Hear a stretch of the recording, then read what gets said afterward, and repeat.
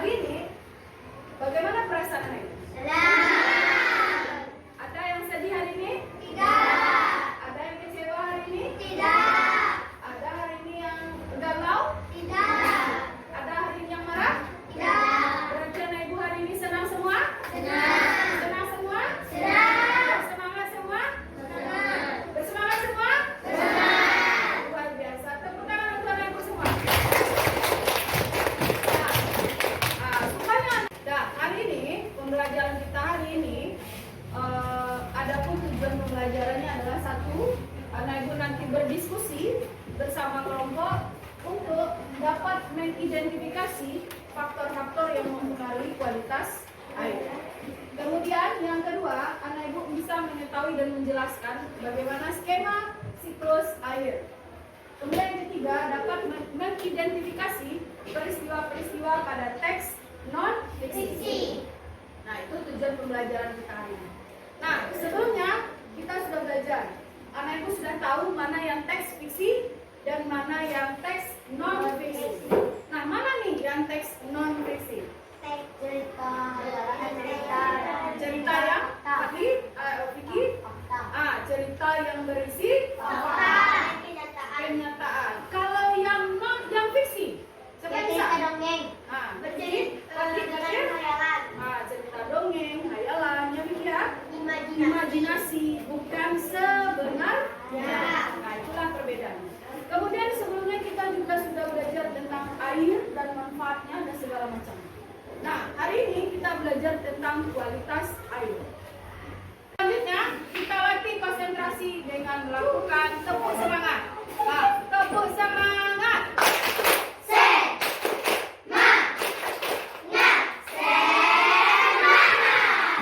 Bagian ibu hari ini? Nah, kita lakukan tepuk konsentrasi. Konsentrasi.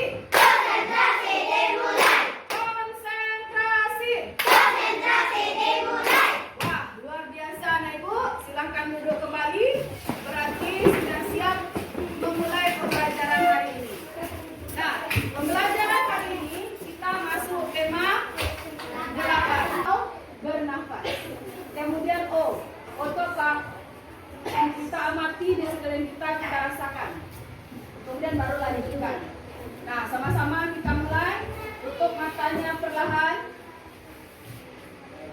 Kita lakukan sebanyak 3 kali ya. Kemudian tarik nafas yang dalam. Hembuskan melalui mulutnya. Lakukan sebanyak 3 kali sambil anak. Ya. Sekarang anak ibu lihat di depan kelas di meja ibu terdapat 3 jenis air dalam botol yang sudah disediakan. Nah, terlihatkah anak ibu perbedaannya? Yang satu, ini air yang kedua, airnya jernih dan bersih. Yang ketiga, berbusa. Nah, di antara ketiga ini, mana air yang bisa kita konsumsi? Siapa yang bisa menentukan? Nah, boleh Sania? Yang mana? Yang di tengah? Nah, kenapa ini bisa dikonsumsi? Silakan di tengah. Siapa? Furqan? Tidak mengandung bahan kimia. Kemudian airnya bagaimana bentuknya? Jernih, bersih, ya kan? Jernih, bersih, tidak mengandung bahan kimia. Berarti air ini bisa kita konsumsi. Nah, sementara air ini ibu berikan sabun. Kira-kira zat apa yang ada dalam ini? Siapa yang bisa? Tunjuk tangan. Nah, Mbak, Fatir, apa zatnya? Kas. Nah, zat kimia, karena sabun merupakan zat kimia. Kalau air yang sudah mengandung zat kimia, bisakah kita konsumsi? Tapi bisa kita gunakan untuk mencuci. Tapi kalau zat kimianya berbahaya, tidak bisa kita gunakan. Tapi kalau hanya sabun, berarti bisa kita gunakan untuk mencuci. Nah, bagaimana dengan air ibu yang ketiga? Siapa yang bisa jawab? Nah, pikir. Airnya keruh. Kemudian, apa lagi? Terdapat kotoran. Nah, berarti air ini tidak layak kita konsumsi. Dan tidak sehat, tidak layak berarti tidak sehat. Betul. Nah, berarti air ini mengandung apa kira-kira? Mengandung bakteri. Nah,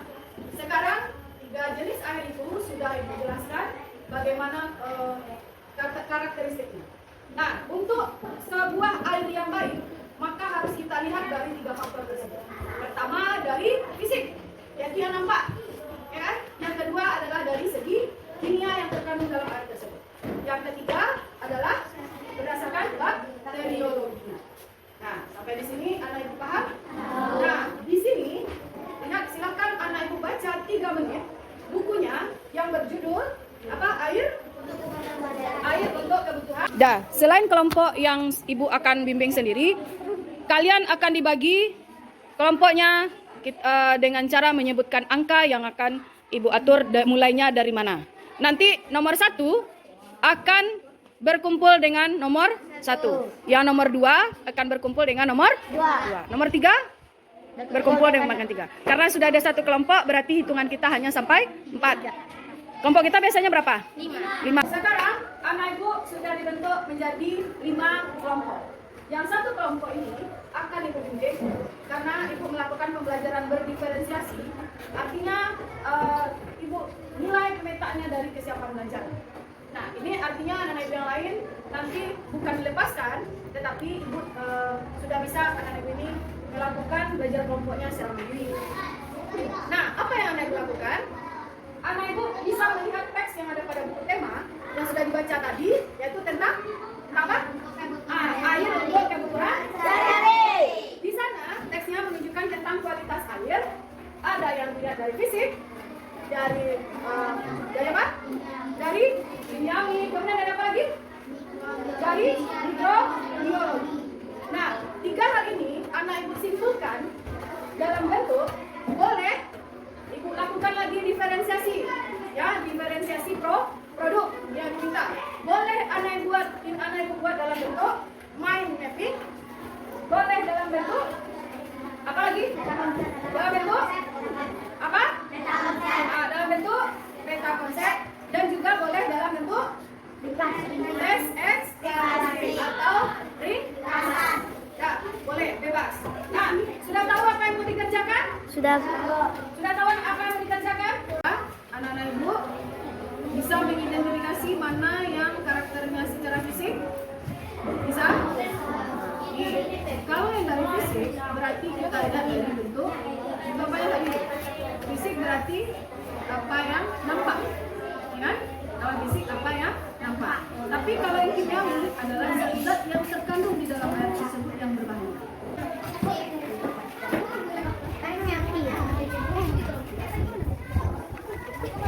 Kayak gimana?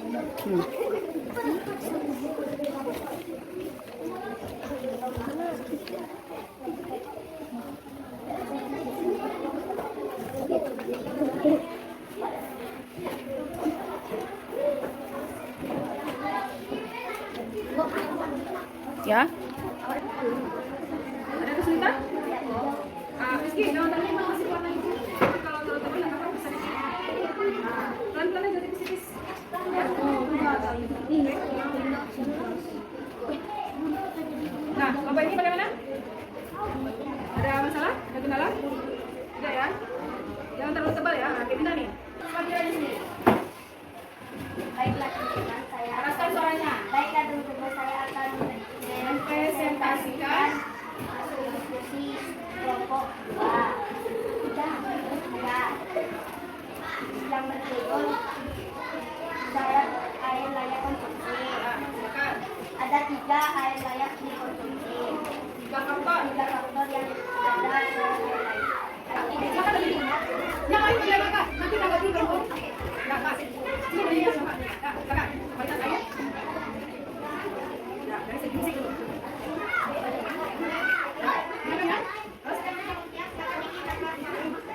Kalau segi fisik air apa? Ini, ya, tidak perlu, apa lagi? Tidak rasa, tidak warna. Lanjut, dari segi kimiawi lagi. Dari segi kimiawi. Apa? Oh, cukup yodio. Nah, ini dari segi apa? Dari segi kimiawi cukup yodio berubah. pH di mana? 6,5 sampai 9,2. Bu, lanjut.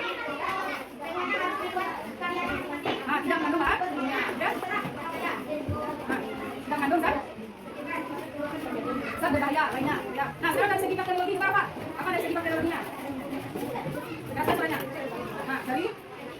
bakteriologi dari mikrobiologi. Nah, kasih dulu. Konsentrasi. Konsentrasi dimulai. Konsentrasi. Konsentrasi dimulai. Nah, tepuk siang. Belum serentak. Tepuk siang. Tepuk siang. Tepuk malam. Luar biasa. Tepuk pagi. Nah, karena kita berbual dengan air, air itu kalau diturunkan oleh awan, kemana awan ini terbangkan oleh angin? Kayak mana? Ke daerah? Daerah mana? Pegunungan lah. Mana? Awan ini diterbangkan oleh angin ke daerah pegunungan. Nah, sekarang kita mulai menyanyikan lagu yang berhubungan dengan gunung. Apa itu? Oke. Nah, kita mulai ya. 1, 2, 3.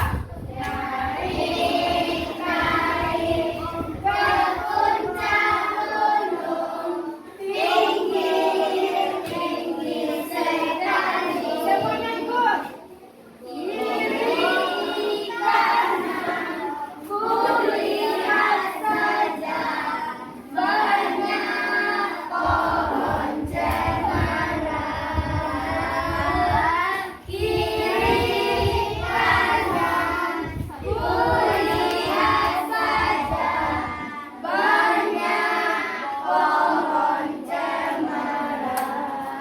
Nah, untuk konsentrasi kita ulang lagi teknik stop yang sudah kita lakukan di awal tadi sebelum kita masuk kegiatan selanjutnya.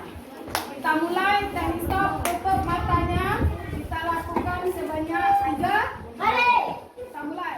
1, 2, 3. Pejamkan matanya. Lalu hirup nafasnya. Lepaskan melalui hidung. Lakukan sebanyak 3 kali. Lakukan sebanyak 3 kali. Selamat pagi anak-anak semua. Hari ini bertemu lagi dengan buku pembelajaran ibu sebelum masuk ke tema 8 di kelas 5. Jangan lupa bagi yang belum subscribe ya. Nah, hari ini kita belajar tentang siklus air. Tahukah kamu bahwa 70% permukaan bumi diliputi oleh air? 97%-nya merupakan air asin dan 23%-nya adalah air tawar. Air tawar tersebut adalah air yang terdapat pada kutub berupa es atau salju, kemudian air pada danau, sungai, maka terjadilah presipitasi atau hujan. Nah, begitulah siklus-siklus terjadi secara terus-menerus dan berulang. Nah, sekian Baiklah, kami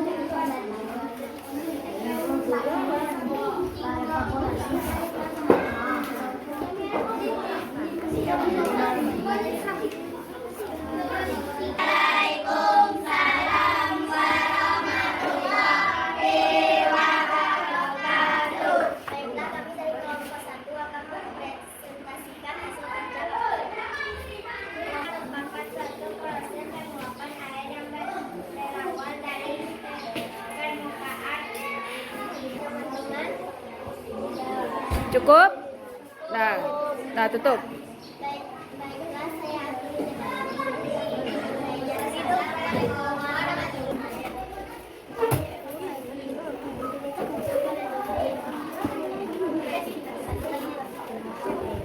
Apa yang membantunya? Membantu prosesnya apa? Matahari. Matahari. Kemudian kalau pada tingkat apa tuh yang menguap namanya? Transpirasi. Nah, ada pembelajaran kita hari ini telah kita lalui dari pagi tadi. Kita sudah melihat air secara langsung. Kemudian anak ibu telah mengidentifikasi faktor-faktor yang menentukan kualitas air dan telah bekerja secara kelompok. Kemudian anak ibu telah mengerjakan LKPD, kemudian menampilkan hasil kerja kelompoknya tentang skema siklus air. Nah, kemudian sekarang bagaimana perasaan anak ibu?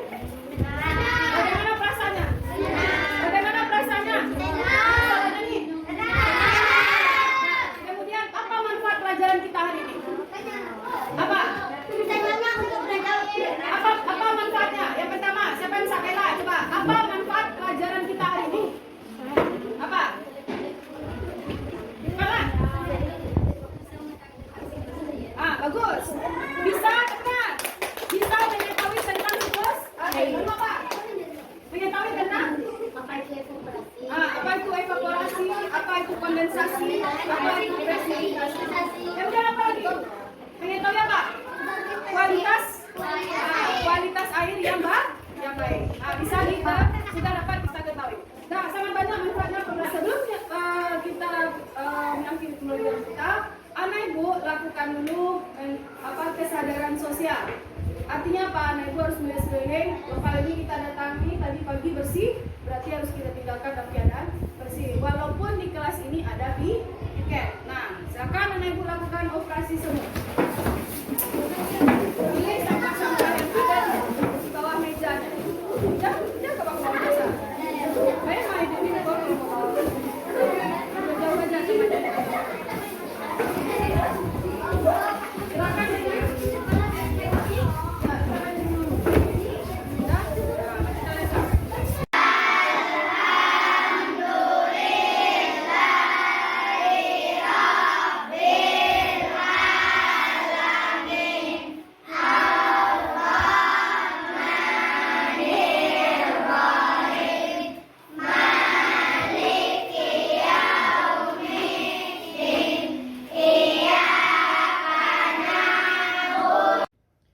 Hari ini kami kelas 5 telah melaksanakan praktek pembelajaran berdiferensiasi dan pembelajaran kompetensi sosial emosional.